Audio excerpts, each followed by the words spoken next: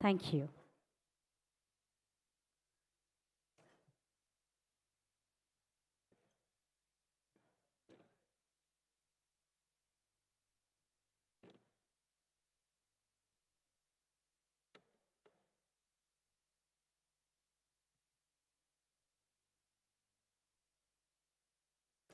Welcome back, ladies and gentlemen, to our next panel discussion. This discussion would be around quality diagnostics for all, innovations, enablers, and the future roadmap for India.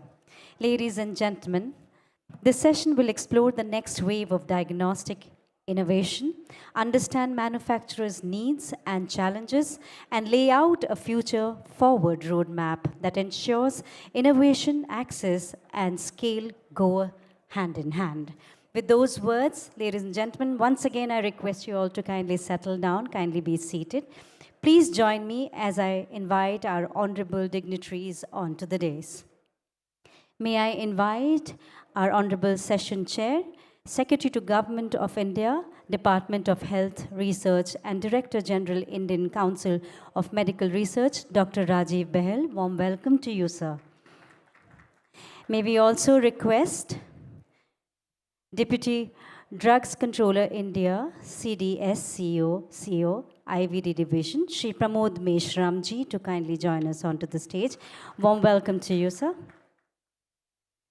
And now may I request Director NIB, Dr. Nilima Mishra, Director NABL, Mr. Pankaj Johri, to kindly join us onto the stage. I now invite Managing Director, Elungus, Mr. R.S. Kanwar. Warm welcome. I also request Managing Director, Vanguard Diagnostic, Ms. Veena Kohli, Managing Director, J. Mitra, Mr. Jatin Mahajan, Senior Corporate Officer, Horiba Limited, Japan, President, Horiba India, Mr. Rajiv Gautam, Director, Diatech Healthcare Private Limited, Mr. Prabir Saha, CEO, MedSource Ozone Biomedicals, Mr. Ajay Kumar Bhatt, Founder and CEO, Genes to Me Private Limited, Mr. Neeraj Gupta, Senior GM Government Business Transasia Biomedicals, Mr. L.B. Gautam, to kindly join us into the stage. May I also request our Honorable Session Moderator, Managing Director, Accurex Biomedical, Mr. Abhinav Thakur, to kindly join us onto the stage. Ladies and gentlemen, once again request you all to kindly be seated and kindly keep your electronic gadgets on silent mode. We request the organizing team members to kindly keep the doors of the hall remain to be shut. Thank you so much. Without any further ado, may I request the moderator of the session to kindly take over.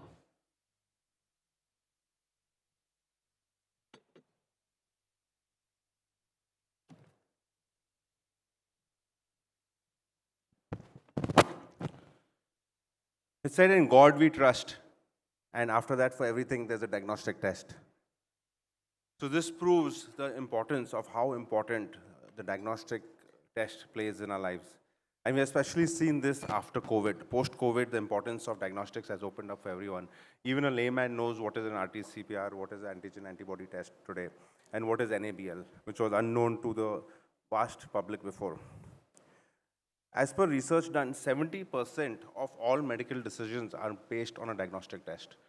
So from the time a therapy is given to a patient, from the time the decision is made when the patient enters the hospital, to the time of the discharge, 70% of all decisions are based on a diagnostic test.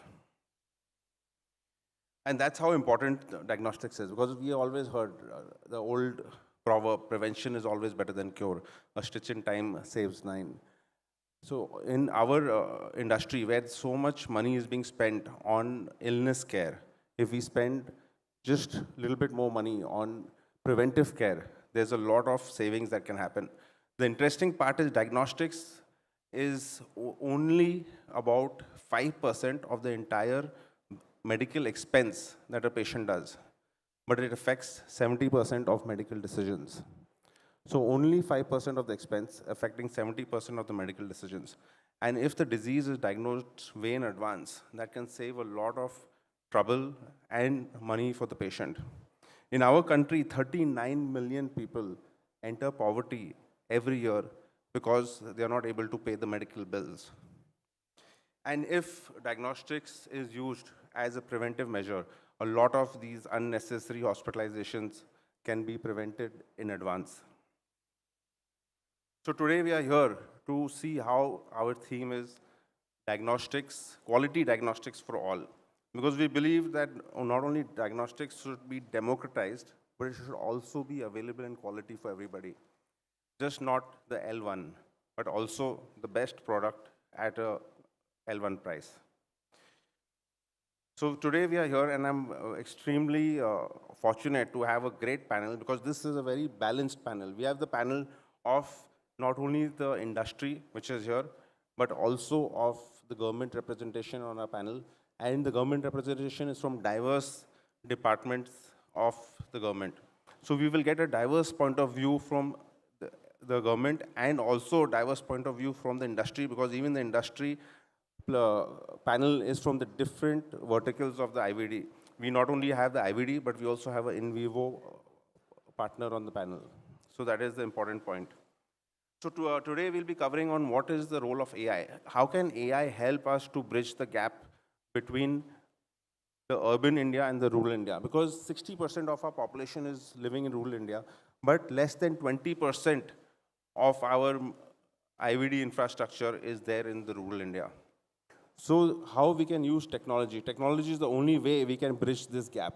How can we bridge this gap using technology, that is using AI? How we can bridge this gap and coupling AI with point of care diagnostics. Because point of care diagnostics is the only way we can reach rural India. You cannot reach rural India with a lab setup. Because it's not only that, yes, there is money in certain parts of rural India. They do have money to afford it. But the problem is of skilled labor, of skilled technicians, skilled laboratory professionals, or even the medical professionals are not available in rural India. So that can be solved through AI, tele-radiology, telepathology, and through point-of-care devices. So today we'll be talking about that. And there are challenges, like every industry has a challenge, and for us, a big challenge always for any medical industry, be it pharma, or be it even IVD, has always been regulatory. Regulatory is the biggest challenge, or even when you do the SWOT analysis, strengths, weaknesses, opportunities, and threat. In the threat, always regulatory comes as the biggest challenge. So today we are very fortunate that we itself have the deputy DCGI with us, who can help us and guide us on how we can overcome this regulatory challenge that is being faced by the industry. Another challenge is skilled manpower, right? Because most of our skilled manpower is available only in the urban areas, and in the rural areas, there's a very big shortage of skilled manpower. How can we cover that? The other big challenge is technology deficit. How can we overcome the technology deficit? So India has all the requirements that are required for manufacturing. So land is enough in India. We have a lot of labor. We have the demographic dividend. We have enough labor for manufacturing. We even have capital, because now foreign institutional investors are coming into India. We have allowed foreign institutional investment into medical devices. We have PLI schemes for medical devices. So labor, land, capital is available for the industry. But what is lacking, the missing piece, is the technology. So we don't have technology available. So that's why even today, 80% of diagnostics in India are being imported. And if you move into the tier 1 sector, there will be 90 to 95% of the diagnostics being used by chain labs, and the large hospitals are being imported into India. And this is only because of the technology deficit. So we are going to ask from the industry, because some of the industry, especially today, we saw someone also received an award for technology transfer. So we'll be also getting their inputs on how the industry can partner with the government to get technology. There's limited NABL adoption. We have limited NABL adoption, which is a big challenge, because you can regulate the industry. Today, the diagnostic industry is regulated very well by DCGI, and we are very happy for the regulation, because that improves the quality of the diagnostic test. But our customers are not regulated, which is more important, because in the end, it's the customer who decides what product to use. And if the customer is not regulated, then the lowest price, lowest quality product is going to be selected. So it is very important that how do we get the regulation also in the lab side. So we are very fortunate to have today NABL with us, which is a voluntary regulation in India. It's not a mandatory regulation. So we will see how we can move ahead and get regulation also into the labs, because you don't need to only regulate the industry. It is very important to even regulate the people who are making the decision to buy the products. And then we're going to look at how we're going to have access. The biggest challenge is access is not there in rural India, how we can get access over there. And the new initiatives, the government has taken excellent initiatives like the PLI, Production Linked Incentive, and there are 4 diagnostic companies who have already applied for that and got it. Then we're going to be talking about PRIP. PRIP is a new scheme, so we have a panelist who will be discussing on that and what are the challenges coming out. And the latest development is the NEDL 2025 has been released, National Essential Diagnostics List, which is going to help us a lot in giving access to diagnostics in the primary health centers and the community health centers.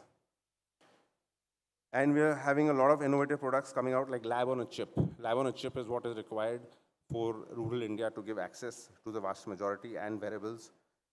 And with that, without further ado, because I know we are running late, and Usha is here waiting for us to move on. So we will move on to the next session, next speaker.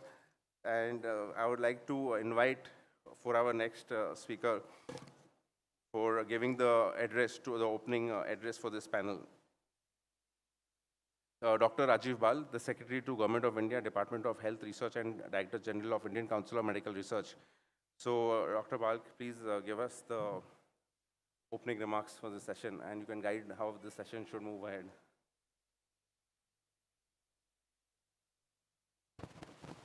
Thank you for starting off laying the background so nicely.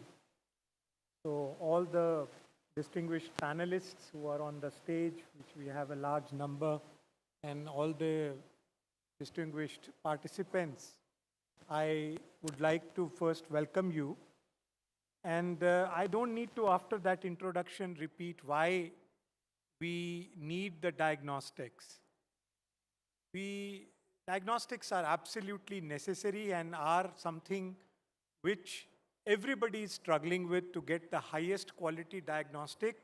But 3 things: highest quality diagnostic at the most peripheral level, where it is ideally a point of care, and third, at an affordable cost.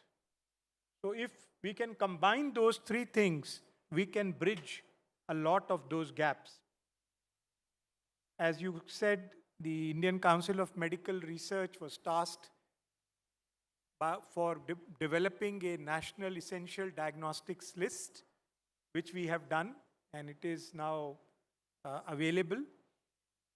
But the COVID pandemic taught us a lot about diagnostics. And I think it's a watershed in diagnostics before and after the COVID pandemic. I still remember I was not here, I was at WHO in Geneva, but Dr. Vinod Paul calling frantically and saying, where do we get the COVID tests? How do we procure them? Only maybe China and Korea are making some which they can sell, but we have looked at it and the quality is poor. And so it was actually phenomenal that how, starting with the National Institute of Virology, the ICMR, NIV, and then going to all the virus diagnostic and research labs, that we were able to set up first in-house tests and then support industry. And really the Indian industry stood up and delivered. And the COVID tests, whether they were RT-PCR or they were point-of-care diagnostic tests, were so, one, they met all the 3 criteria because they could be used at a peripheral setting. We first started with a lot of closed-ended products and machines which were very difficult to use, whether they were large companies or international machines. It was very difficult to scale up. But we were able to scale up with small PCR machines, 4,000 of them, 3,500 plus in the country, and were able to provide the kits to them at a very reasonable cost. I came to India in 2020 and I paid 120 Swiss francs, roughly equal to 120 US dollars at that time, for a COVID test. When I went back, I paid 260 rupees. So that was the difference, that it was affordable, it was as good, and it was available in the periphery. I will just give you 5-6 things where the Indian Council of Medical Research, what we are doing to support the diagnostic development in India and also its spread, and also this use across such that everybody at the diagnostics are available to all. So the first thing I want to say is we have heard a lot of industry partners asking for biomaterials, viruses, pathogen, other bacteria, other pathogens to get positive controls. Also a lot of sera of people who have been infected to get the antibodies and things like that. So in this expo, we have in the hall, I don't know the number, I think it's second 2, hall 2 or something. We have a stall where we have now started putting in the biomaterials that are available. Anybody, any industry wants it, we will sign a partnership with you and give it to you, whatever you need for development of the diagnostics. We develop technologies in ICMR institutes. A lot of new diagnostics like NEPA, AFD, etc. have been done in our institutes, not only in NIV, but also in our National Institute for Research in Bacterial Infections in Kolkata, erstwhile NICED, and many other institutes. Scrub typhus in Gorakhpur, many of those. We are opening them up for technology transfer, technology to be made available to industry. And today you saw that 9 such technologies were given and were signed off. The licenses were given to 9 companies, 17 agreements. Same thing is true for extramural projects that we are funding. A lot of funds are being given, about 1,400 crores a year, for research on various kinds. At least I think about half of it is now on development of drugs, diagnostics, devices, and therapeutics. So all those, whatever those academia R&D yields, we will make available through Patent Mitra to the industry, so that that partnership can be created. And if you think it can be commercialized and scaled up, you will have the opportunity to look at those. Finally, we are also saying that we do a lot of cost effectiveness studies. Before that, clinical validation studies, because the regulator, as well as even post-regulator, when procurement is done by states and the center government, they are asking the Department of Health Research and ICMR to do the clinical validation and field studies. And we are giving them and doing those and giving them that feedback. So if the quality is good, if the sensitivity, specificity, etc. are of really the kind that you have claimed, then those are accepted for procurement. In addition, we are doing cost effectiveness studies, again for the states and for central government, to say that if there is a new diagnostic, is it cost effective compared to what we have now? And that is something that will again become more and more ubiquitous.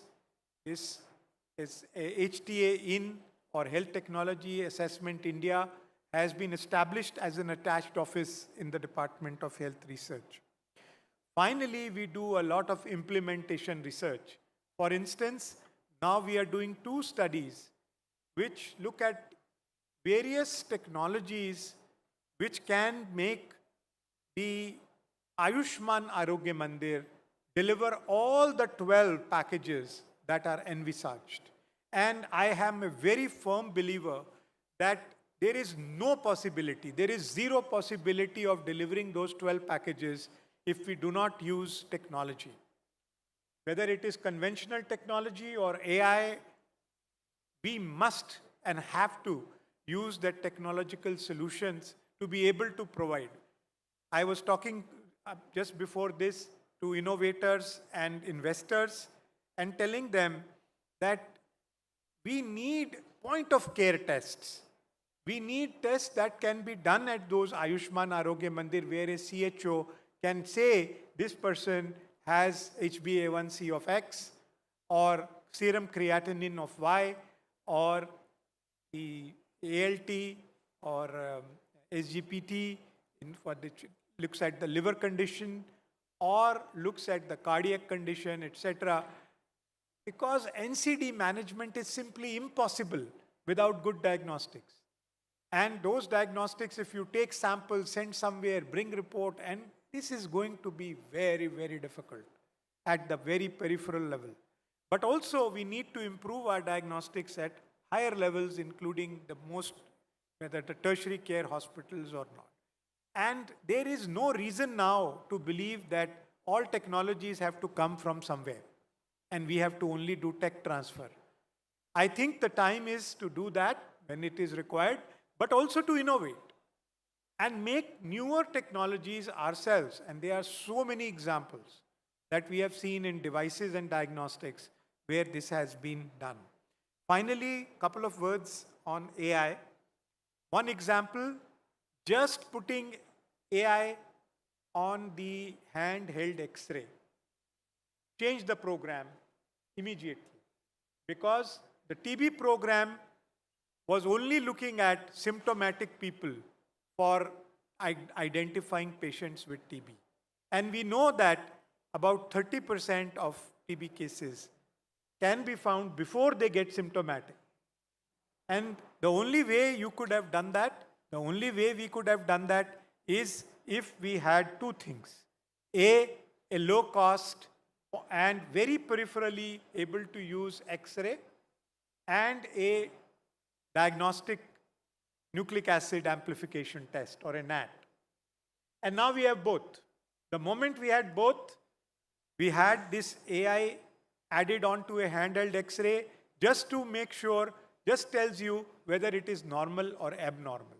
If the X-ray is normal, no need to do anything else. If the X-ray is abnormal, you get a NAT test, and then you can immediately make a diagnosis of TB. So this, during the 100-day campaign, which is now been extended for TB, led to a change of program where we are reaching the vulnerable people and actually diagnosing them even before they get symptomatic TB. That is the power of AI. We are now trying to do the same for pathology, for cervical cancer screening. That there would be ideally, in an ideal circumstance, a self-test by a woman, which is just put automatic slide maker, which is being developed at IIT, one of the IITs under the ICMR COE scheme, and then a AI-read pathology report. Now that would be something that would make cancer truly possible to do the screening. Somebody talked about telemedicine, teleradiology, telepathology, telebiochemistry. All those things are very much feasible and will be required if we want to give those services to our people at the most peripheral level. But I am confident that our industry will again show their mettle. We are there to do whatever we can from the Department of Health Research and ICMR to support the industry, to work with you, to make sure that we develop these products with all the characteristics that will make them useful, not only for our country, but for the world in the true spirit of Vasudhaiva Kutumbakam. Thank you. Jai Hind.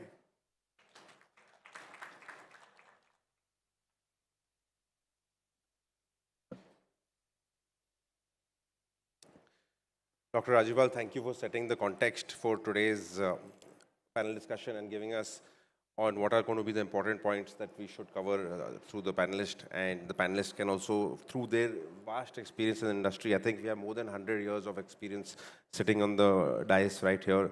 We can throw more light on how we can go ahead and move ahead. Especially the important point you made was the affordability. We said quality diagnostics for all, but it has to be affordable. You can make the best quality diagnostics, but if it's not affordable to the vast population, it will not serve the purpose.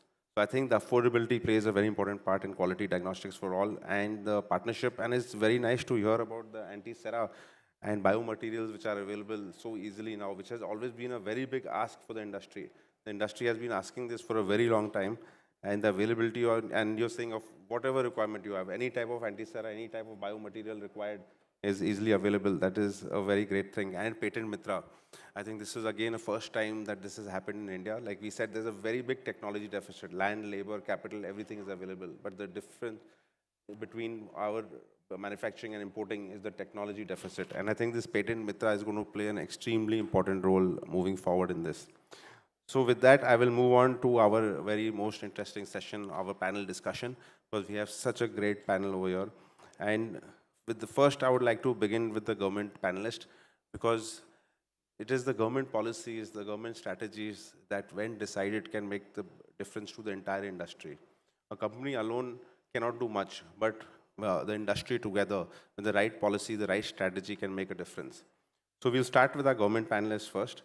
And here, like we said, regulatory is the biggest challenge, the biggest threat in our industry, because we have to adopt to the regulatory very well. And if we don't adopt to the regulatory or make any mistakes in the regulatory, it can be a big challenge and a big threat to us.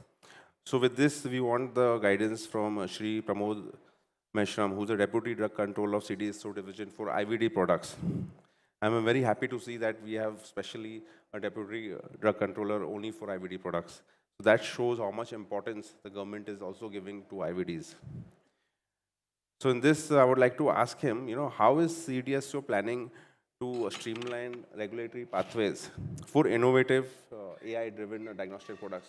Like now, we just discussed about the AI-driven X-rays, right? So these are very innovative products. There is no predictive device in these cases. So how can innovative startups or even companies getting this technology into India, how can they go through the regulatory pathway for this?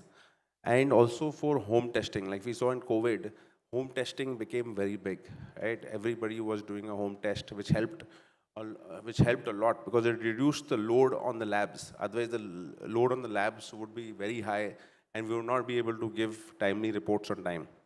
So in terms of now moving ahead, how can we do more of, take more point of care products to the home testing like it is being done in a lot of the African countries and also in developed countries like the US? And how would you recommend the industry to move ahead in these two places? So one is the AI, innovative products, and the other is for point of care, because point of care is again very innovative when it comes to the home testing. Yeah, thank you. Thank you very much. First of all, it is an honor and privilege to speak before you and respected chair and co-chair and my all industry colleagues. Before coming to this point, just I would like to put some other points. Yeah, you know that without accurate diagnostic, treatment is blind. So from this point, we can understand what is the importance of the diagnosis before going for the treatment. And as a regulatory, from India perspective, and as a part of Indian regulatory system, I would like to say that right now, our CDSO, means our Indian Regulatory Authority, is also the affiliate member of IMDRF. We are also following the international guideline, how we can go ahead and how we will be the part of that particular international forum to streamline and strengthening our guideline to support the all innovators and manufacturers and importers who is imported in India. At present, I would like to say that more than 400 manufacturers are available in India who are developing their product, who are in manufacturing area, and you you know that okay, now the business also going to be increased day by day for the diagnostic area and for this the medical device. Just you know that by 2030 to 35 it will be the 30 billion US dollar this economy will happen. So now the question is that for this particular product, obviously now the AI-driven diagnostic product or any other products that come under the software. And we have the terminology as per our medical device rule, that software as medical device, and for the diagnosis also, we need to see that the software in medical device. So there are the terms SIMD also there and SCMD also there. We need to understand what should be the best way. Now you need to see which product you are going to come along with your innovation, whether it is the SIMD or SCMD. And for this, CDSO already released the draft guidance for SCMD, for stakeholder comments. So whenever you will go through that, already it is clarified through this, all this AI-driven product already come under this SCMD and it is regulated under medical device rule. Now the question is that whether how the CDSO is regulated. First, the strategy is that we need to see that now the predicate device is available in India or not, such type of product already approved in India or not. If it's come under the new drug, new technology, so then we are taking the support from our expert committee, which is under CDSO panel.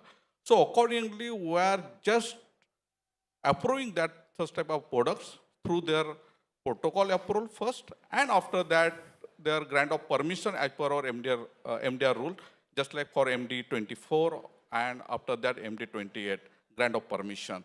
This is the way of we are handling all regulatory things. And just now, Mr. Abhinavji asked about this POC, point of care product. Yeah, we are also regulating point of care product. That's depend on how that how the risk is involved in that product.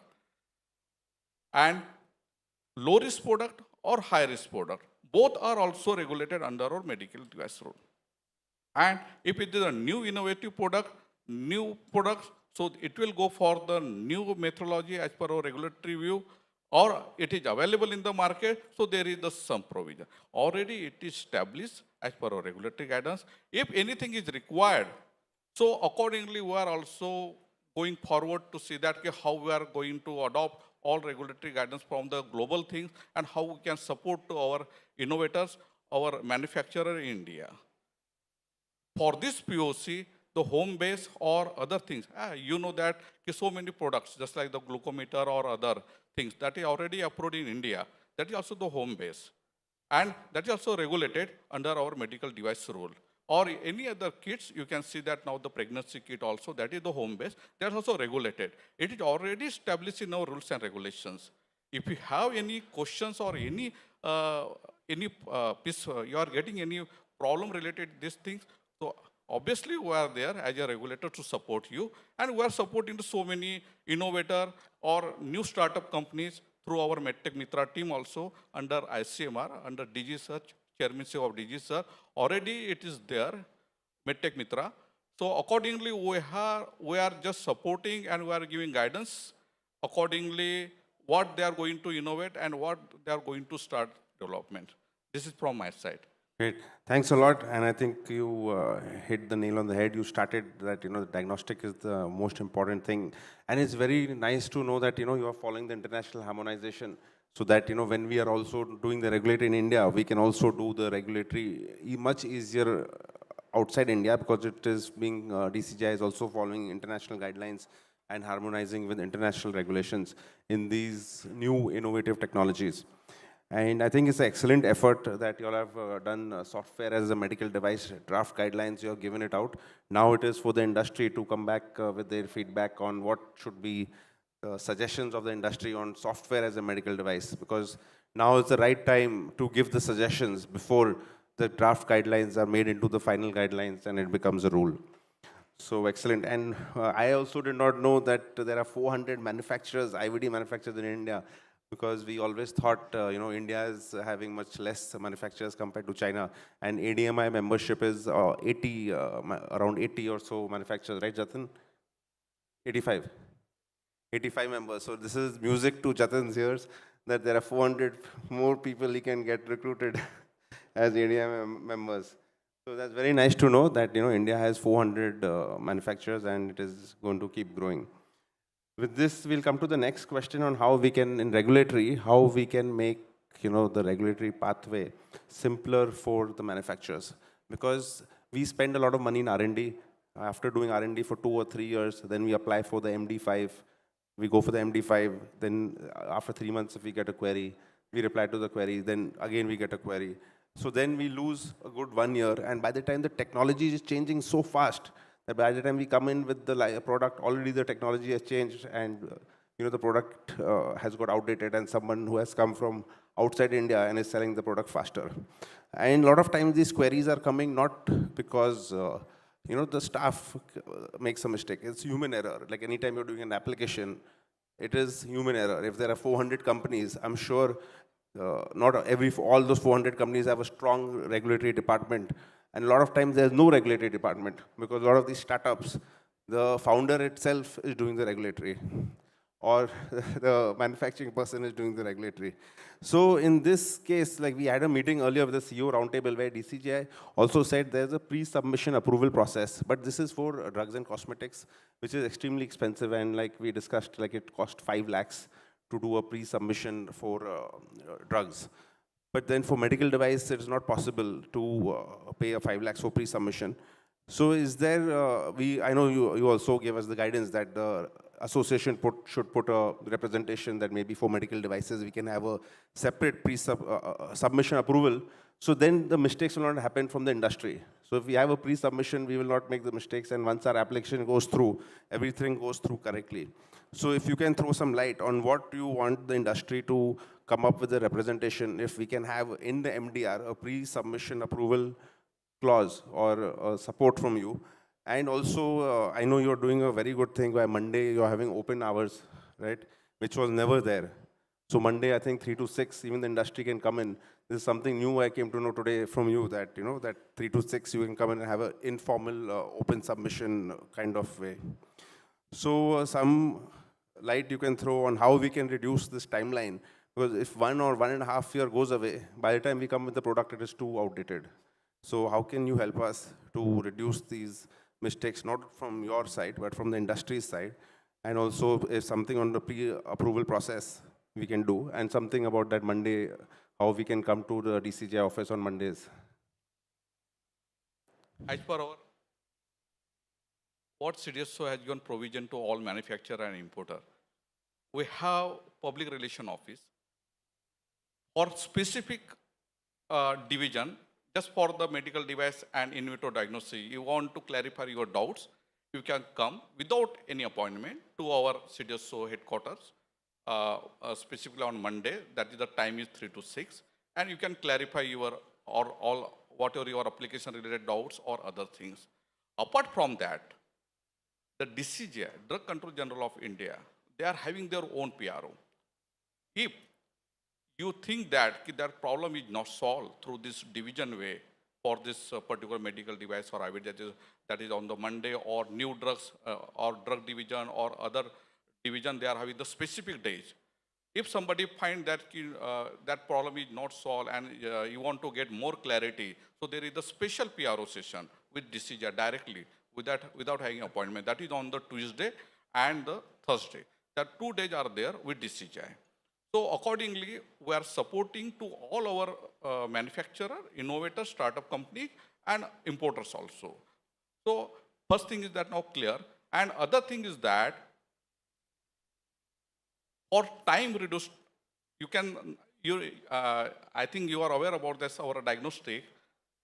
We have the 2 portal. One is that MD online portal, and other is that NSWS portal. And particular through this NSWS portal, the manufacturer or importer, they are submitting their application for the test licenses.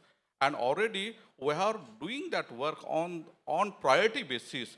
And I think the company will not feel that that their applications and other things they are not sorted or they are not getting approval in time. If anything they are getting any problems, so they can directly contact us through our PRO, or any other day they can directly contact to as per my level, as a DDCR level, they can take the pre-appointment and accordingly they can solve their problem. This is the way. And other thing is that our other forum is there, that is the under collaboration with the ICMR, that is the MedTech Mitra. So many companies, startup and innovator, they are taking the advantage from that forum also. They are submitting their application through MedTech Mitra forum for the test licenses, and accordingly we are granting all that particular test licenses to go ahead and they can start their activities with respect to their innovations or research use or any other things. And the third point is there, with respect to pre-consultation meeting, as per our under Drug and Cosmetic Act, particular new drug and clinical trial rules 2019, there is already one clause is there for pre-consultation meeting. There is some the fee already there, 5 lakh rupees that as per that rule is there. They can put their proposal before submitting in front of subject expert committee. In that, the pre-consultation meeting will be there, and accordingly the problem will be solved through any clinical trial protocol, how they can go ahead. This provision is there under new drug clinical trial rule. Now the Mr. Abhinav already mentioned about that, that such type of provisions should be applicable for this diagnostic or medical device area. Of course, we can do it now, and right now we are giving the guidance or other things we are clarifying. So this provision, we need to see that now how we can adopt from our new drug clinical trial rule, and accordingly we'll see, and accordingly we'll give our guidance. Great, thanks a lot. So if there is something positive, we can always put a representation for pre-submission approval, as it will help us a lot. As I mentioned, the delay is not from the DCGI, but a lot of times, the queries are coming because, we are not aware of the procedure. So if a pre-submission happens, the mistake will get corrected before the application. So that will not only reduce our time, but also I think it will reduce the workload for DCGI, because then queries will stop coming. Because every time a query comes and you reply to the query, then again we have to reply. So that whole thing that back and forth will stop if the pre-submission approval is there. And very good, I think Monday 3 to 6 is a very good thing. A lot of the companies should go for that. And the best part is, when I asked him, but we are based in Mumbai, we cannot come to Delhi for a meeting. So he said, no, you can even go to the Mumbai ADC office. Yes. The zonal offices in India, just like in Mumbai, Chennai, Kolkata, so many cities, Bangalore, everywhere our zonal offices are there. So you can take you can avail that facility from zonal office also. Great. So I think that's a very good thing. I was not aware. Thank you for telling us. And we don't need to come to Delhi. We can take our help from our local zonal office also. So now we'll move ahead to the next panelist, Dr. Nilima Mishra, who's the director from NIB. So I've had a very good experience with NIB. I've done a lot of evaluations. I've got done in NIB for glucometer testing, and also we have got the reports on time. But however, these are all pre-market evaluations, right? So NIB is doing pre-market evaluations for critical infectious diseases, also for glucometer, because a lot of low-quality glucometers were coming into India. And I think that was a very good decision that was made, that even glucometer evaluation should be done, not only critical test, because glucometer, as you have seen in the budget today, it came in the newspaper also, glucometer and strips was specially announced separately. 5%, because it is going into every other house in India. So that was a good decision, and because of that, a lot of low quality imports were stopped coming into India. So that is a very good move that was done, and I think more and more products should be added so that the quality can be maintained in the country. But however, what about post-market evaluation? Because all of this is pre-market, right? Pre-market, you go evaluate once, you get a license validity, and then only when you want to renew the license, then maybe you have to get again tested. but there's no post-market evaluation of diagnostics. So how do you ensure that the person who has done the pre-market evaluation is maintaining the quality throughout the life journey of the product? Yeah, thank you. Thank you for giving me this opportunity to reply. Actually, as you know, that National Institute of Biologicals is a regulatory arm of CDSCO. And as you have rightly said, that we are into, which is very pertinently clear to the manufacturers, that we are into the pre-market evaluation. But yes, we are also in post-market evaluation because we are CMDTL and our scientists are government analysts. And whenever the sample is picked from field, it is being sent to our institute for testing and then submitting to the CDSCO. Another important aspect is that since our institute has this CMDTL stature, we are the only institute in the country where such work is being done. I am glad that ICMR, under the leadership of Behel sir, is also bringing more institutes into this ambit, and country, as per the need of the country, in future we will be having more NABL accredited labs for doing such activity. Great, thanks a lot. So these, I was not aware, post-market surveillance also is done, so that's very good. Can these post-market surveillance reports be shared back with the manufacturers for whom it is being done, or is confidential? No, actually these reports are being submitted to CDSCO, Okay. whether they are the not of standard quality or of the standard quality. Okay. So we are always sending those reports to the CDSCO. Okay, excellent.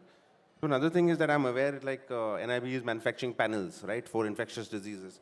So that was a very good help, because in India there were no panels available for infectious disease, and NIB was the first body to start manufacturing panels for infectious diseases.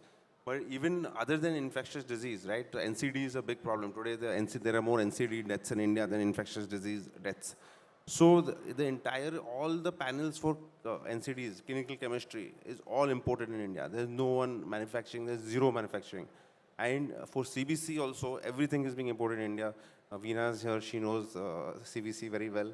Like, there are only 2 companies in the world and everything is imported. So when I meet customers, labs, why are you not using the control? Why are you not running CBC control? It is so important, right? The platelet count, they're like, no, it's too expensive. The cost is too high. And so definitely when you're making in Europe, you cannot sell it to India at the right price. So is there anything that NIB can, guide us on how either NIB can take it up or who else can take it up? Yeah, so that's a very good question, and it is the need of the hour. And the primary aim of the National Institute of Biologicals is to develop and validate standards, reference standards. So certainly NIB has done development of reference standards in biotherapeutics and in recombinant products. But since infectious diseases also, we are providing reference panels to the industry as per their need. But what you are saying is for the NCDs, we need more of collaboration between academia and the other research institutions to develop such. I think ICMR can help us in that. Yes, yes. ICMR and NIB can also do such collaboration. Another thing is that there are other institutions like CMC Vellore who are doing the EQUAS as well as the PT provider. So though they are also one of the very important collaborator who can also be, this. So a network of institutions is required so that we can meet the need of our current needs. Correct. Because right now it's 100% import, so we can shift that to domestic manufacturing. Yes, Jatin would like to add something. I think, a very important, news is that NIB is now approved bio-regulatory. I think, ma'am, you can share the good news that, it's been authorized now as a biorepository, which is a very good development, unlike the previous time. So I think they would, I think in the coming times, have more samples for the industry. I think, ma'am, you can elaborate on that. Yeah. So actually, based on what Mr. Mahajan has said, we were asked by the industry as well as by the ministry to start working on the reference standard project. And that proposal was submitted to the ministry, and ministry has agreed, and we had also discussion with the CDSCO and IPC. So we would be liking to develop IPRS for reference standards, and that under that we have both for biotherapeutics as well as for the infectious panel. So that we will be taking up, and that is a very important aspect, and also the main mandate of the institute. Great. Thanks a lot, ma'am. That's a very good news for all of us to know about it. And thank you, Jatin, for bringing that to our notice. So we'll move on next now to Mr. Pankaj Johri, who's the director of NABL. And NABL was not very well known, but post-COVID, every person knows about NABL, right? Because we had to go only to an NABL approved lab to get our COVID test done. So NABL plays a very important role in ensuring that the laboratories provide quality testing and use quality products also. Like I said, we as an industry, the manufacturers, the distributors, everybody is regulated, but the labs are not regulated in India. And today we don't even know how many labs are there, right? So somebody says 1 lakh labs, somebody says 1 lakh 50, somebody says 2 lakh labs. So there's no regulation of labs in India.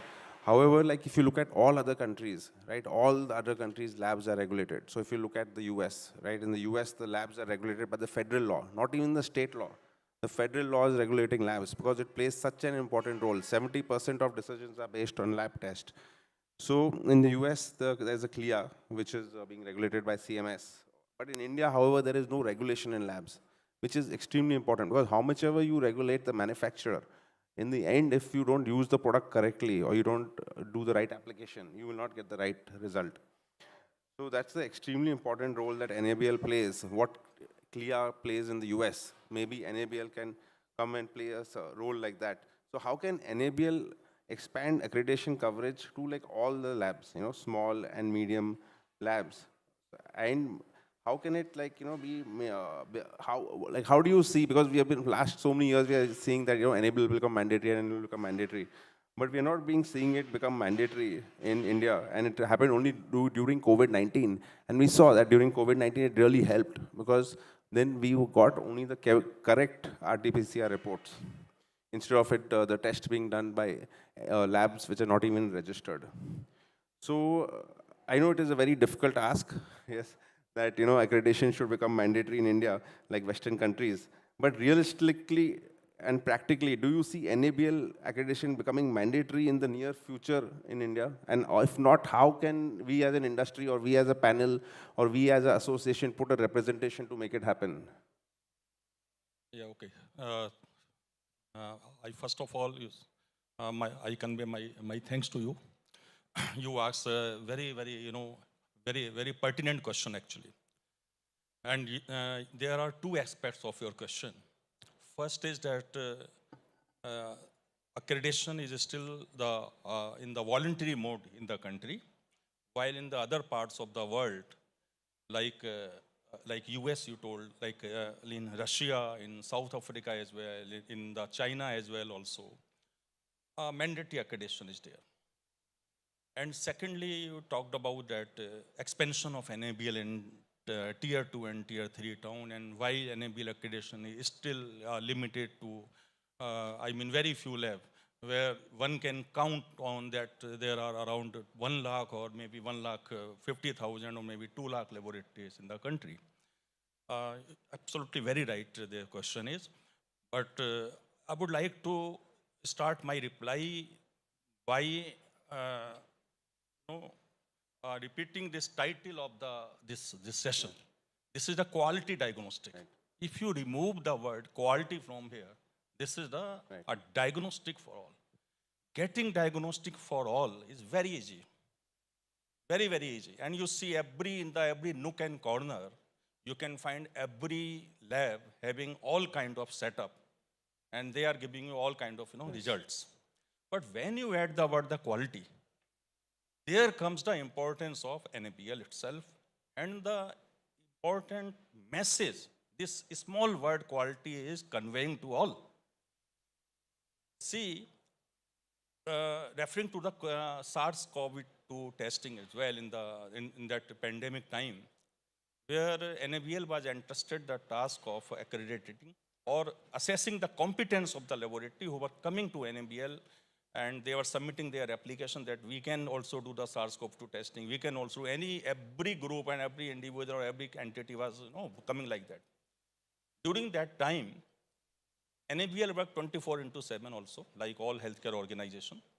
And we provided accreditation to 1,800 labs for SARS-CoV-2 testing. That is the number everyone knows.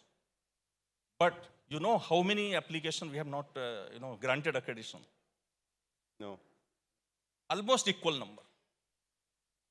So what I mean to say, when it comes to the quality and the, then we need to understand that quality does not come like, anything without investing anything, without putting in efforts. Quality means that every component of a laboratory, if I am talking about the laboratory, which consists of the equipment, the personnel, the SOP, the calibration, the traceability of the part, the hygiene, the facilities, the equus participation, everything, all combined together, they are confirming that what results you are getting from a NABL accredited laboratory, that is absolutely okay result, reliable results. So that is the importance of that quality. Yes, NABL accreditation for, if I talk about the medical laboratories, currently it is around 2,500 accredited laboratories are there. And we have another medical entry-level program where around 3,200 laboratories are there. So summing up, around 5,500 medical labs are there in NABL. But yes, in country, if you see 1 lakh labs are there. So from here, your question comes to that what the planning NABL is doing for expansion, like tier 2 city or tier 3 city. This is also a myth, I tell you, that NABL is not in tier 2 and tier 3 city. With the current figure itself, half of the NABL laboratory, accredited lab, in the, if I talk about the medical laboratory only, they are in the tier 2 and tier 3 city. Around 1,200 plus labs are in tier 2 and tier 3. And if I combine of all of the NABL laboratory, that include the testing laboratory, calibration lab as well, to 10,000 plus laboratory we have. And of these, around 6,000 plus labs are tier 2 and tier 3 city. But it does not mean that we should stop here. We are making our all efforts to bring in all laboratories under NABL ambit. NABL ambit means for this one that you assess, you take accreditation for the ISO standard. So what efforts we have been doing? And like we are trying to do this at a twofold. State health is a state subject. So we are talking with all the state governments, and we are trying to convince that quality healthcare, providing quality healthcare to all the citizens in every remote and every nook and corner of the state. This is the prime responsibility of state. State knows it also, but it includes the cost also. So this is one effort we're doing. Tamil Nadu, they have gone for all their primary health center under NABL. Okay. One thing. Chhattisgarh government, they are also going for all their community health center and primary health center for NABL. Gujarat, they are also doing this in very future. So all state governments are now they are understanding this thing. And secondly, that while for the private parts, standalone laboratory, what we are doing it, we are organizing the awareness program. So in the last 1.5 years, we have organized around 200 plus programs, awareness program. And that in association with all the association, state government, state lab, medical colleges, etc. So NABL is doing all its efforts. But of course, it needs some time. Like in medical college, you see 765 medical colleges in country. Right. 35 medical colleges are NABL accredited. AIMS for the Secretary Health, they should, they told all AIMS lab to go for NABL. So we making all efforts. Right. And it's all the responsibility of all the stakeholders as well, I would say, to go for the quality parts. So right. I think that this combined responsibility we should all shoulder. Right. And we should take that commitment that if we will do the testing, Thanks a lot. Very interesting. In COVID, you all did a great job. 1,800 labs, accredited in such a short period of time, and all digitally they were able to. But also at the part which I learned today was 1,800 labs were also rejected, right? So that proves or shows the commitment towards quality that the NABL has done during that time. And another interesting is Tamil Nadu, Chhattisgarh, and Gujarat PHCs and CHCs going for NABL. I think that is a very good achievement, especially to make the PHC and CHC go where they don't have any link to insurance, because in the private sector at least you have the insurance incentive to go for it. But for a PHC, CHC to go for NABL accreditation, I think that's a amazing achievement, and a lot of other states will get motivated by this. But to make it mandatory, like how it had become during COVID, what will be required? Like, will the help be required, like from ICMR, or will it be the courts? Because there's some Supreme Court cases also going on the same thing about labs should be registered. So will it be the Supreme Court that will come finally and make a decision, or will it be ICMR, or will it be the Health Ministry? Like, how will it happen in the future? yeah. So currently, see the role of a accreditation body. If you see, this is helping the all kind of regulators that to maintain the quality parts in the country. So if you see the food, like, so FSSAI has a role there. They are the mandate. They have made the NABL accreditation there, that any lab is to be impaneled, it first has to be NABL accredited. Atomic Energy Regulatory Board. So what they are saying, any imaging centers which is having the X-ray emitting machine, so all the testing laboratory which are coming to the imaging center to conduct the testing of X-ray machines, they have to be NABL accredited. Like ICMR in the COVID time, so they also told that for all private laboratories they have to be. So form of accreditation coming in that particular form, mandatory form, that is coming from the regulator side. Right. It has to come from that. Coming as a central law, if you're talking about is a central law, this has been in talks for many years. Probably that would also come up. But every country, every nation has a different context. I sometimes understand, and this is my personal opinion as such, voluntary, opting for the, voluntary something is giving you more quality. Right. When you're opting for the voluntary part, where some license is mandatory, but you're still opting for the voluntary part, that is supporting that you are for the quality parts. But still, a central law has to become for that. Yes. We are working for that, and hopefully it would come and it would help the entire sector also. So since Dr. Rajiv Bahl is there, I will like his opinion on this, because he's the person So during COVID. I think we should understand that the mandate has to come from a regulatory perspective. So we will, although we are all part of the Ministry of Health, the role of the Indian Council of Medical Research is largely innovation, research, promotion. We are not a regulator. We will never be telling someone that you must do this. Yes. We did that in COVID because at that time it was a whole of government approach. We were given that task that everybody should do high quality, kind of tests done. But we will discuss in the ministry, and if there is always this duality whenever you make anything mandatory, as was just told by, it just becomes a tick box, and it is no longer something which you are striving to achieve. You just want to go over that hoop, just cross that hurdle, and then that's it. I do think, therefore, that more thinking will be done and will be required. And it's a good idea to think about it, that we should be offering our citizens higher quality services, but it won't be directly the Indian Council. Indian Council of Medical Research job is actually to get higher quality material developed, done, etc. But if we take responsibility of this, that will not be possible. I think I agree, NABL yes. and all will do that. Because COVID was a very unique situation, right? The SOS emergency, very different situation. Yes. So now we'll have to wait and see, because there are already some Supreme Court and High Court cases going on like, the regulation for labs. And especially there were like in UP where they found like there were some labs operating without any doing the testing also. So if you want to add something.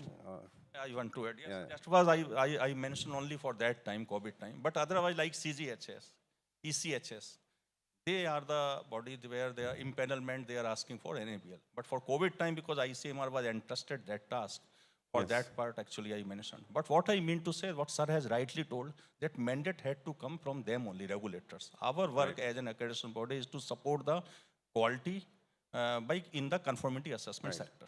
So, for example, in the US, it's federally regulated, right? Quickly, I'll just say it is regulated by the Medicare, like what is like Ayushman Bharat, Yes. the US FDA, what is our CDSCO, and by CMS. So it is a tri-party regulation, and that's how it is being implemented in US, at a federal level.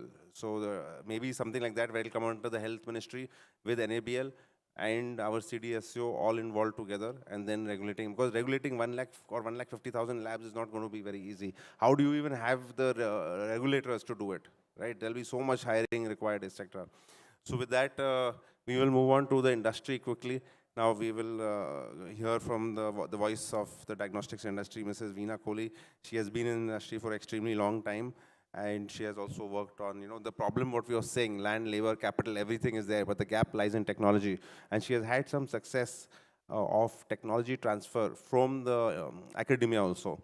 So I would like her to throw some light on how other companies can do that, because she was very successful, and I believe she was the first company in that particular category of products to launch that category of products in India. So what are the technology gaps do you see in Indian diagnostic sector that need urgent attention? And how it can be addressed, right? Thanks, Abhinav. There is a wide gap between the level of technology that is available in the developed parts of the world when compared to what is available in India. The developed world has easy access to advanced assays like CRISPR technology, companion diagnostics for precision medicine, AI, digital pathology. But we cannot hope to or even try to bridge this gap instantly.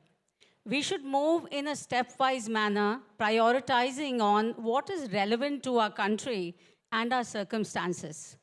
My top 3 picks would be, number 1, a faster and wider adoption of molecular diagnostics as a technology in the country, mandated by regulatory guidelines and support. There are about only 5,000 laboratories out of a total of 1 lakh plus that we've been talking about that have the infrastructure of conducting even a basic conventional RT-PCR test. And these same labs during the COVID times had handled tremendous workloads.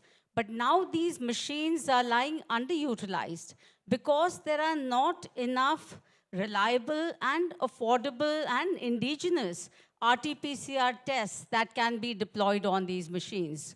So my take would be that the industry, it is the mandate of the industry and in collaboration with the academia to develop reliable, affordable, indigenous RT-PCR tests, especially for diseases, the laboratory diagnosis of which continues to be a challenge, for example, tuberculosis and typhoid. And once we develop these tests, we will need the support and guidance of a credible body like ICMR for conducting multicentric clinical trials with high number of cohorts to corroborate the reliability of these tests. In addition, we need, once again, affordable, indigenous, reliable NAT tests for the safe screening of HIV, HBsAg, and HCV in our blood banks. Currently, only 58 blood banks out of a total of 2,550 are using NAT tests for the screening of HIV, HBsAg, HCV to prevent window period transmission associated with ELISAs and CLIA techniques. And there are only 7% of the donated blood units that are screened by the NAT tests. And this low number could be attributed to high cost or non-availability of expert manpower. But the most important point to my mind is that NAT is currently optional and not mandatory under the transfusion safety guidelines of the country. My second pick would be to make rugged and affordable point-of-care tests available that are based on new generation immunoassays and molecular diagnostics techniques, especially usable at the grassroots level where the infrastructure is minimal. And these could be portable RT-PCRs or smartphone integrated diagnostics tests or home use tests for communicable and non-communicable diseases, lifestyle diseases like diabetes. Right now, the point of care segment in India is dominated by lateral flow assays for pregnancy, malaria, and dengue. And these constitute about 80% of the total tests done using point of care tests. The number 3 pick would be to make reliable and affordable quality controls and reference materials available in the country that are traceable to international standards. And Abhinav alluded to this. To truly raise the bar in India, we must inculcate a culture of quality across labs, big or small, by making affordable quality controls available. Yes. Thanks a lot. And I think, yes, you resonate with that, quality controls. And I'm very optimistic one day Vanguard Diagnostics will have the quality controls available for the Indian population. And a 1 ml small pack size, not a 3 ml, 5 ml, which is used in the Western countries. Yeah, just the 1 ml pack size, which can be afforded by even C-class labs in the country. Yeah. That's true. So tier 1, tier 2, tier 3, everyone can be. Because 5 ml tier 3 lab, it'll just expire. So it doesn't make sense for them to buy it. So just quickly, we'll move to the next panelist. And since we are running behind schedule because the first meeting got delayed, yes. I want to lend my support for what Veena ji just said, that we need to move very rapidly into molecular tests. And what I'm asking all industry partners is to now also look for multiplex tests. We have from ICMR done what we call syndrome-based testing. So if you have respiratory illness, there are these 7 most common respiratory pathogens. If we today do with, go for the things which are available for import, there are thousands and thousands of rupees, those multiplex tests. But we need to create these low-cost multiplex tests also, not just one by one. But then we have taken 4 syndromes, respiratory, the diarrhea, the acute fever, and acute encephalitis. At least for those, if we can create these multiplex, that is our ask from the industry. If you do that, we will help you in all kinds of clinical evaluation, etc. We've built several institutions in the country now. We've given them 50 crores of rupees to just be available for us to do this through MedTech Mitra when they become available. Right. I think that's so if you do that, we'll be. I think yes, multiplex is the way to go, right? That is the future. We take that point, sir. I think very valid for the industry as a guideline. Thank you, sir. I have seen some multiplex technologies, but they need to be upscaled. So now I'll move fast because Usha is saying we have to close the session up fast. And as a moderator, I'll have to move a little bit faster. So we'll give 1 minute to the other panelists and we'll quickly go through a rapid fire round. So we'll go next to Mr. Jatin Mahajan, who's also the voice of the industry because he's representing the Association of Diagnostic Manufacturers of India. So Jatin, I would like to ask you, how can indigenous manufacturers accelerate development of AI-enabled IVD solutions so that we reduce dependency on imports? Because like we've seen, like 70 to 80% of IVDs in India are still being imported. I think it's a very nice question. In fact, we've been talking about AI since morning, and I think first thing, if AI has to be adopted, I think there has to be a priority given in terms of the policy, in terms of the regulation, and I think So they have mentioned it very clearly that, techniques and tools are available. And in fact, in ICMR, as they said that they are research and, they help build up technology. I think, I remember, I'll give my company's example also during COVID times. We had a tech transfer from ICMR, COVID Kavach, so that helped accelerated the market access. Now, coming back to AI, if that can be done and, a certain level of, technology readiness level, level 4, I think then test license and other things can be deployed on a much faster track.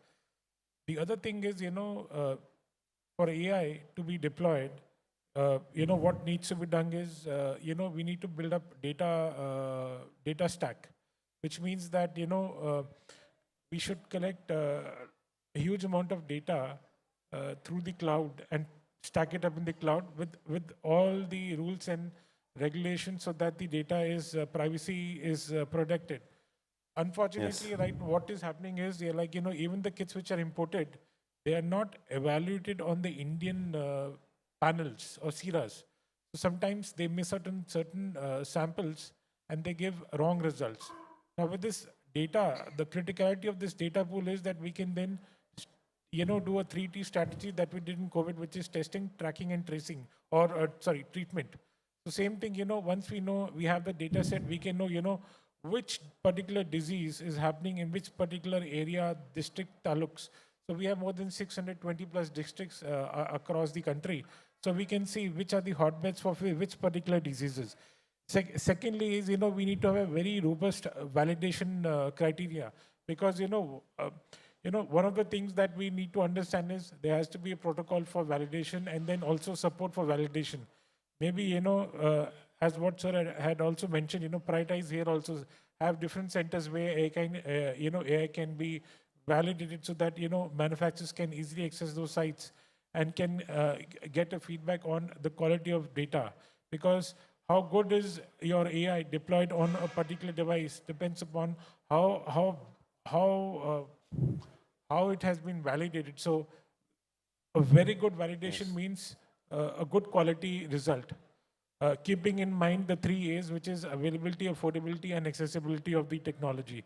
The third one is, we can, as I had mentioned about the technology readiness levels, level 4, maybe some pool can be, some funding and the pool can be created where they incentivize the manufacturers that, if they move up the stack, then they will be rewarded with next level of financial or some recognition is going to be given.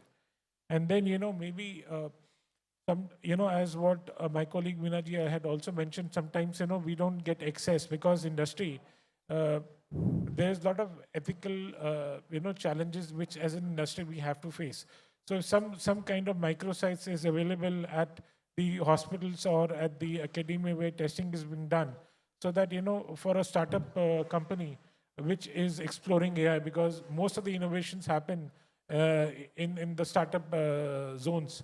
So if those companies can actually get access to these microsites where, they have access to these samples, they can actually get a very good data in terms of how their performance on a particular, software is happening. I think, all these things can help. And then, when we are looking at AI, then how are we integrating it with the data centers and all that? And, if we are using a particular device, how effective is our localization of those particular components and devices? Because as we all are understanding that, even in components and devices, we need to import. So that criticality has to be mapped at the design level itself when we are actually in the drawing board, see that what components are available and then if they can be indigenized, so that, what we have seen during COVID times also, that, if you're importing, the first thing which gets impacted is the supply chain. So if you look at all these things and have a very robust indigenized AI deployed on a software, medical device, I think it will be a very good, solution to have affordable, and accessible, AI tool available to the clinicians at large. Thank you. Right. Thanks a lot, Jatin. And the validation part is absolutely right. Before you send it out to NIB for validation or to any other body, you should validate it completely, robustly in-house before sending it out. And very interesting because in Rapids, there's this AI IIT company that has come up. It does, through the AI, it does the rapid test. It converts the rapid test qualitative into a quantitative number through AI algorithms. So I think that is something that is going to help a lot in the future, and it will make the rapid test, you cannot make a mistake visually because the AI is doing the reading. So with that, we'll move on further, and I would request the panelists to keep short in reply, and within 1 minute we can close it. Moving ahead, and I would like to move to Mr. Kanwar, who is the most senior person on our panel, and he's the only person who's coming from the radiology part, right? We are all from the in vitro pathology part, and radiology is an extremely difficult industry to manufacture in India. And he's one of the only companies who are doing the radiology manufacturing companies in India. And I would like to ask him, that what role do you see in connected imaging and diagnostics, right? Like Dr. Rajiv Bal gave the example of the X-ray, connected X-ray for the TB diagnostics. So do you see anything like this integrated care with connected imaging and diagnostics that can help in taking our theme today is that quality diagnostics for all? Good evening, everybody. First of all, I would like to tell you the connecting diagnostic is the backbone of integrated healthcare. By allowing the patient data to smoothly travel from primary health centers to district hospitals and then further to big hospitals for a better diagnosis and treating. Moreover, with integration, nowadays, as the government of India is working on Ayushman Bharat and all other, the data from thousands of centers can be collected and can be centralized, and as well as the main benefit will be that there will be no repetition, there will be cost saving, and the data can be used for many other purposes, like very well Mr. Jatin said, nowadays, like AI is the hot topic nowadays in all sectors. And when we talk about medical sector, that data, that statement where the imaging and the diagnosis are being integrated can be used for effective AI statements. And the results of AI will be very, very accurate with the multiple data collected from the India, where we have a huge population.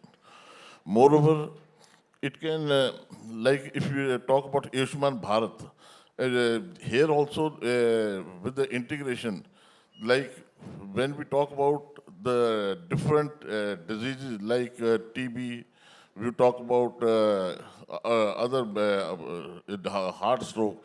If we take the data with the integration of imaging as well as diagnostic from different centers, and the same can be treated as if you talk about heart and other at national level, the data can be collected and it can be useful for many other purposes also. Thank you. Great. That's you absolutely said right. Data is the new oil, and that is the most important part. We should never forget about the data which is there, because only through data AI can become much better and robust. That's absolutely true. So now I'd like to move on to Mr. Rajiv Gautam, and we're so glad, we have a very eclectic panel here. He's from a multinational that has set up a manufacturing facility in India. We keep talking about, India is importing, but here's a multinational, Horiba, that has come in and set up a manufacturing facility in India. So, this question is related to him because he has this perspective and practical experience. A multinational has come into India and set up a factory. So what is there to learn, and why did Horiba come into India and set up a factory, and what are the advantages of being here which will attract other companies similar to Horiba to come in and set up factories in India, like in China? Most of the IVD companies have gone and set up factories in China, right? So Horiba being one of the first companies, you'd like to share your experience on this? Thanks, Abhinav, for giving a chance. At last, I got a chance. Very simple. If you can make the cost-effective quality product, it doesn't matter it is China or India. To my mind, we are discussing quality, we are discussing AI, we are discussing, I think, the first thing which we are not discussing, the money. This industry has to grow from a young industry to adult industry, the money has to flow in this. And money has to come from the quantity. And the quantity has to come from manufacturing. This country is obsessed, maybe right now, for all the 500 manufacturers with R&D and other things, okay? I think we should be obsessed for the first phase is the manufacturing.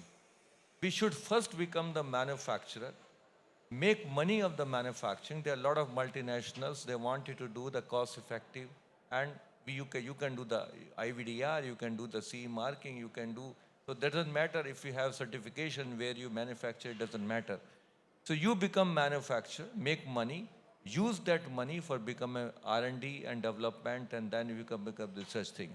You do small things, small steps of become R&D. You can never become a R&D. Never you can never make a product here. You can say you're a manufacturer, you can say R&D, you can develop, but doesn't matter. To me, and coming back to Hariba, same thing we are doing. We are bringing the manufacturing here, instruments, reagents, whatever we are doing it.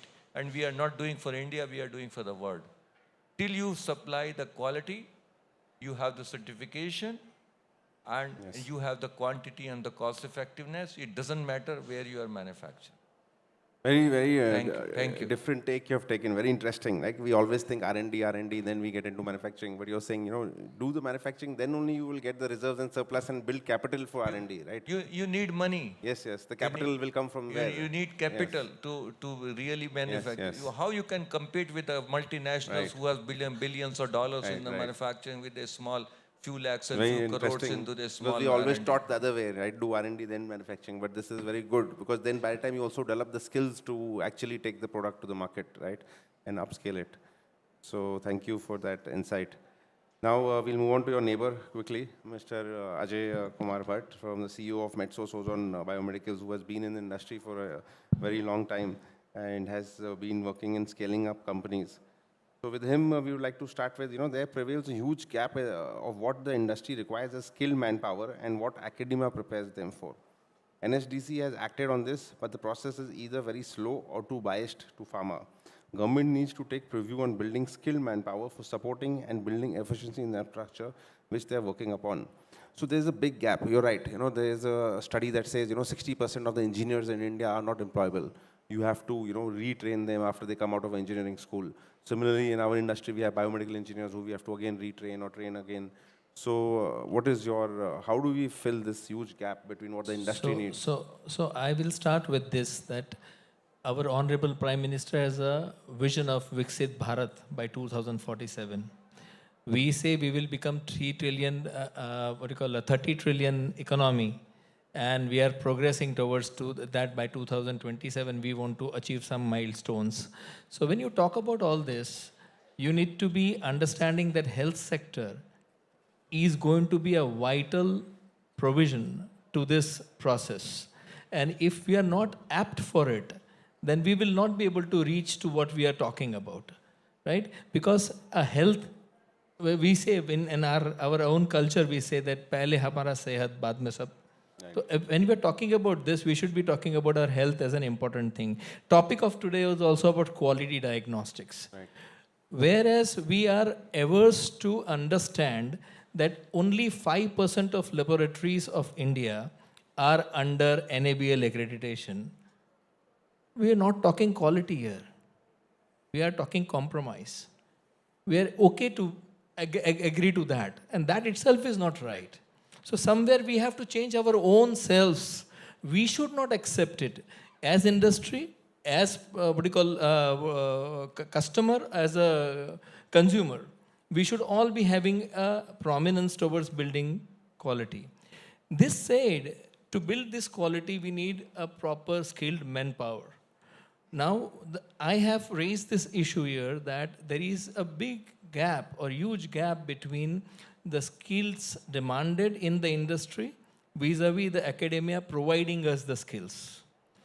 The difference is in the current available curriculum.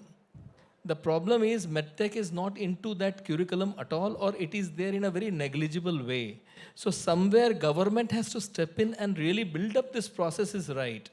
Number one. Number two, though we talk about all the time, as I said, NSDC has worked very hard. LSSDC, I have at least attended 2 of the seminars, and I know that they talk about it very well. But the point is, having said that, academia has to incline towards that goal. Unfortunately, they are not. And universities still are striving towards that area. We have NIPERS for pharmaceutical education and research, but we don't have anything on IVD. So I think this is something which we need to fill in as gap. And this gap needs to be understood faster. We have scope with 1.4 billion population. If we are not able to do it, it is our own shortcoming, and we need to introspect ourselves. Thank you. Very interesting point, right? If you have only 5% labs, but if you want to go for quality and you don't have the manpower, how can 100% labs even get accredited, right? You need the right manpower to do that. So I think that is the gap we need to fill first before we go for 100% accreditation. Absolutely. Yes. So that is a very important point brought up. Now I'll quickly move to this side of the table. Yes, so we will start with Mr. Prabir Shah. And today, congratulations, you also got an award today for the technology transfer. So you can share something on that tech transfer, because like we're seeing, technology is the biggest gap in the market, right? Technology is the missing piece in the puzzle. So what is your suggestion, how we can fix this technology gap which is there? Thank you, Abhinavji. Good evening to all my distinguished fellow panelists and everybody present here. As Abhinav said, that we got some award. Actually, it's not an award. It's kind of actually a technology transfer agreement signed with ICMR. And thanks to Dr. Bahl and his team, and I would share my experience that I never expected to get this award. I mean, that is what, it was a very, very transparent process. Patent Mitra, which has come in and has really opened up our eyes, and many of us can really benefit from that. It was a very, very transparent proposal which was available in the site. The Patent Mitra portal talked about what are the technologies which is available from ICMR, and you can go through that and you can express your interest. You can fill in your credentials, whatever you are, and without any lobbying, without any kind of calling anybody or pushing or canvassing for it. I mean, I was surprised to get a call from them that we have been selected to be awarded for transfer of technology for 3 products. So that experience tells me that India is moving on. I mean, something which I believe I've been hearing everybody that we all have been acknowledging that what we lack today is technology. As an industry, we don't have that much that technology, and we are dependent on imports, and we need to substitute imports, and for that we need to do manufacturing, and for that we need technology. And it is in India that all these ICMR institutes, not only them, the many other DPTs and others who are into the R&D, and we have technology with us. We have, but it is in the academia. It is in the colleges. It is in the academics. It is not into the industry. It is not come to the industry. But now we see that hope. We see that hope that there is a constant effort. There is a conscious effort to collaborate with the industry, to bring in technology, wherein people are interested, they can come in, acquire those technologies and commercialize those products so that tomorrow we can substitute those imports with our indigenous manufacturing. And also, as Ajay Bhatt really said, that if we have to reach that goal of 3 trillion, we have to, healthcare has to lead the way, no doubt, because we are way behind. Today also we are import dependent. And if we cannot lead the way, then India will not reach there. So we need to shoulder a major part of that responsibility. Right. And by getting into quality manufacturing is where we can get the theme of today, that is quality diagnostics for all. For that, we need quality manufacturing, and we need quality technology. And we are really thankful to the ICMR team for the way they have conducted this process. It has been really transparent, and we were highly impressed with that. And this is just the beginning. We foresee many more new projects to come up in the future. Thank you. Okay, thanks a lot. And you are being the first person to go with the ICMR Patent Mitra, and giving confidence to the entire industry to go ahead with such kind of technology transfers. And actually, I was not even aware. So there's a lot of awareness created thanks to this event about this Patent Mitra, and the industry can go ahead, and maybe Jatin can also share this with all the members so they can also go and register on Patent Mitra and take advantage of the technology which is available. So last but not least, I will go to Mr. L.B. Gautam, who is working the closest with the government. Every day he's in some government office because that's the nature of his job.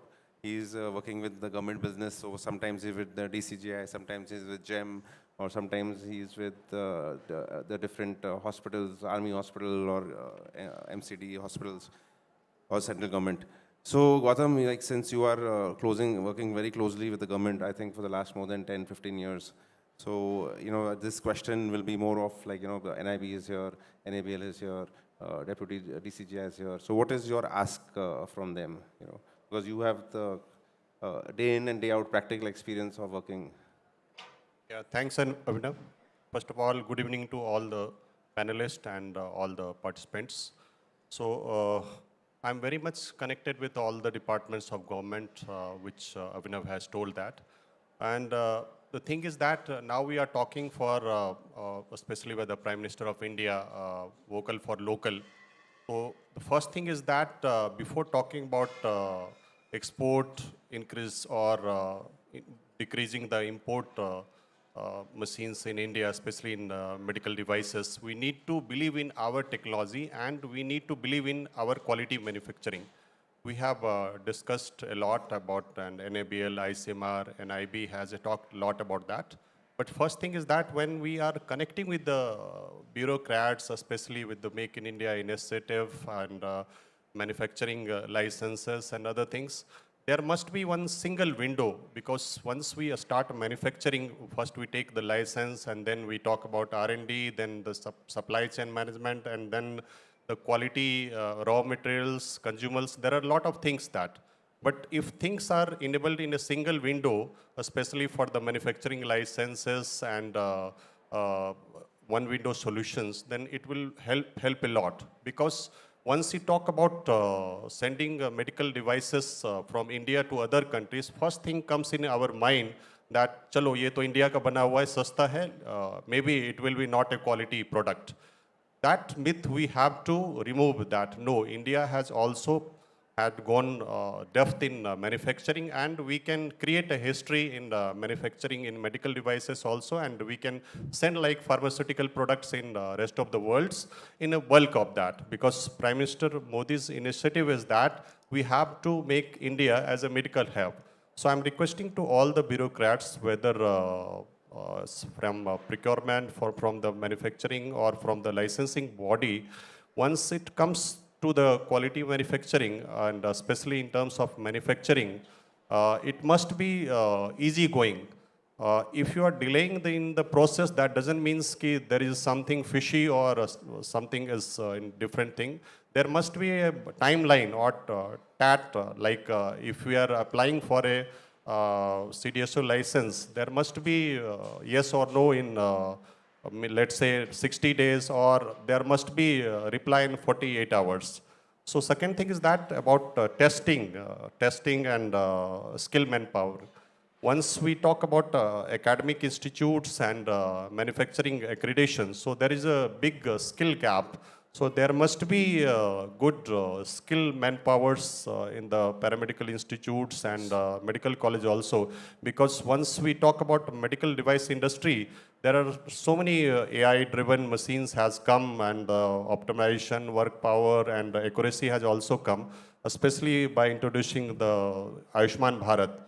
Tier 2, Tier 3 demands more skilled manpowers. It is only possible when the industry gives this skilled manufacturing medical device concept to the academicians also, so that paramedical institutes and medical colleges must equip with the high quality machines and equipped with the AI driven. Thank you. Thanks a lot. I understand you when you say that, Indian quality is also up to the mark, because you see a lot of times saying US FDA is required, CE marking is required. So yes, I want to add one more thing. Abhinav has just told about certifications. We have such a beautiful body, CDSCO. So it must be equipped with this US FDA, because if we talk about India business, there are 90% tenders still demands for US FDA and Europeans here, where we are selling in India and doesn't require. So CDSO license should be the supreme, or maybe one body who can certify maybe some other body or some other thing, because there are so many import products are coming. Maybe they are not quality enough, or maybe quality enough that. So they are just labeling the Make in India concept. So either BIS or CDSO or some other body, there must be one certifying body which will certify quality as well as the license. That will be required that. Otherwise, we will just fighting with, we have this very beautiful Make in India PPMI, Public Procurement Act, but it is not implementing in ground. Still, most of the government agencies are requiring US FDA. And see, again, questions about the quality. If you doesn't have the US FDA or European CE, that means you are not manufacturing quality products or other things. So the first thing is that we must believe on our quality, and for that we need a strong certification body. Excellent. I think, there was a lot of achieved in this, like by Veena when she was with the BIS committee, we made some standards and also the public procurement orders. So I think definitely Jatin can help you taking that forward, to get the US FDA clauses removed and the CE clauses removed and making it a level for the Indian companies. So with that, I will not have a Q&A session because we are running out of time, and we will take all the questions. If you have post the session, we can take it offline if the panelists are okay with taking the question offline. And we'll like to thank all the panelists over here. Right, this was an excellent session, and we will also want something to come out of this session. Okay, we have attended this session, we have put in a lot of effort, and we have such a great panel over here. So we will also prepare a very small white paper and share it with all of you.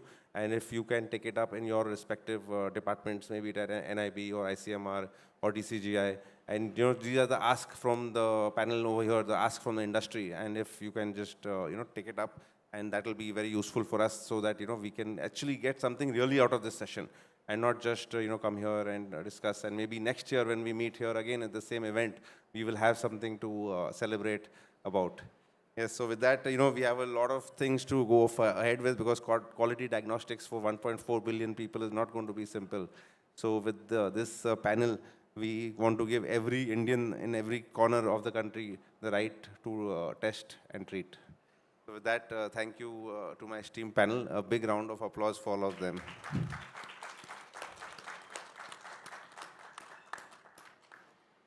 Yes, Usha. Thank you so much, moderator of the session. Ladies and gentlemen, once again, a huge round of applause for our distinguished panelists for that extremely illuminating and very educative session. Wish we had a little more time, we could have taken few interjections, but as mentioned by the moderator of the session, we can always do that offline. Thank you once again. Ladies and gentlemen, on behalf of the organizing team, we would like to express our heartiest gratitude to our members on the dais. May we request Shri I.A. Kamal, Under Secretary, Department of Pharma, to kindly join us onto the stage and present a planter to Honorable Chair of the session, Dr. Rajiv Bahl. Thank you so much, sir, for sharing your thoughts with us, most importantly, guiding us with your words.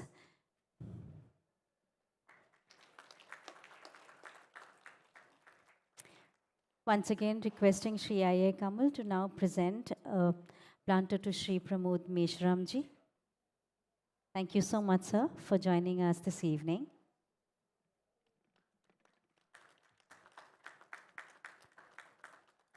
We now present a planter to Dr. Nilima Mishra.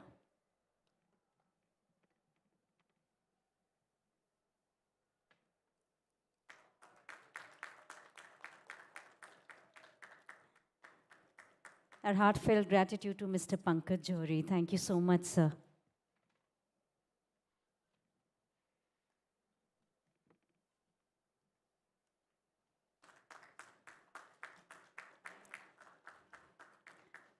Thank you so much, Mr. I.A. Kamal, for doing the honors. Thank you so much, sir.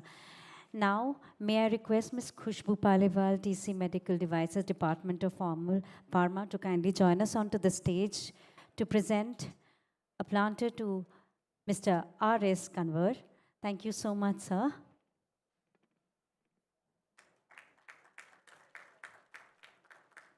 Presenting a planter to Ms. Veena Kohli.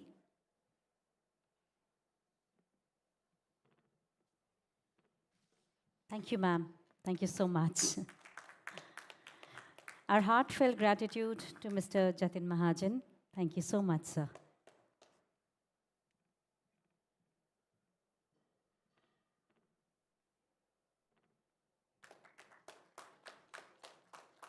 We now thank Mr. Rajiv Gautam.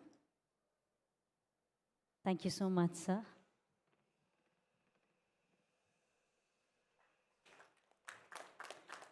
Presenting a planter to Mr. Prabir Saha.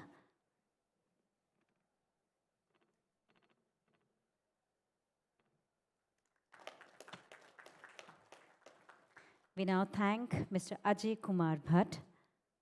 Thank you, sir, for joining us this evening.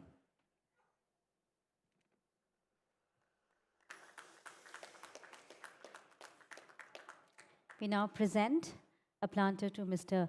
L.B. Gautam.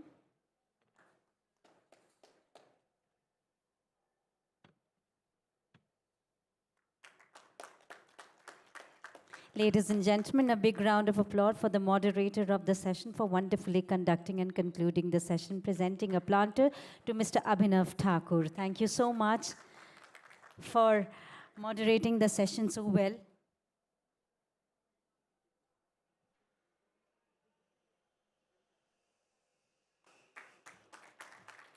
Go.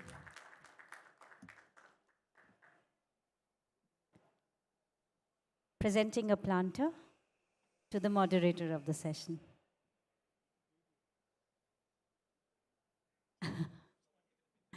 May we take a moment for a group photograph, please?